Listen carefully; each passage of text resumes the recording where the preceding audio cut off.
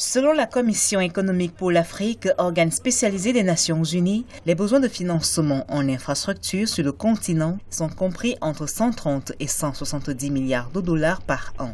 Or, la Banque africaine de développement constate que le continent ne réussit à mobiliser qu'un peu moins de la moitié de ses fonds. Un déficit de financement qui constitue un obstacle majeur à l'amélioration des capacités de production dans tous les secteurs. L'Afrique a un déficit de financement énorme et croissant face à ses besoins de développement.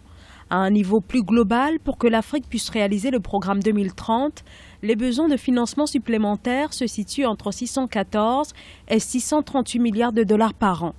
Tandis que les besoins de financement supplémentaires pour réaliser le programme 2030 dans les pays à faible revenu et les pays à revenus intermédiaires inférieurs s'élèvent à 1,2 milliard de dollars par an.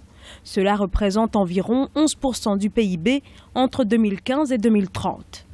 Pour les experts, les pays africains pourraient accroître les recettes publiques de 12 à 20% du produit intérieur brut en adoptant une politique budgétaire appropriée qui repose sur la taxation de certains secteurs et l'optimisation des recettes fiscales. Il faut un partenariat entre le secteur privé et le secteur public. Le partenariat permet à l'État de créer un cadre pour que le secteur privé qui arrive à investir dans les infrastructures puisse avoir le temps nécessaire pour récupérer son argent. La classe moyenne est en pleine expansion en Afrique. D'ici 2030, 100 millions de personnes devraient rejoindre cette classe. Aussi, les besoins en infrastructures se font davantage ressentir. Les transports et télécommunications, l'accès à l'eau potable, à l'électricité, les installations sanitaires de qualité sont autant de chantiers qui nécessitent d'importants investissements.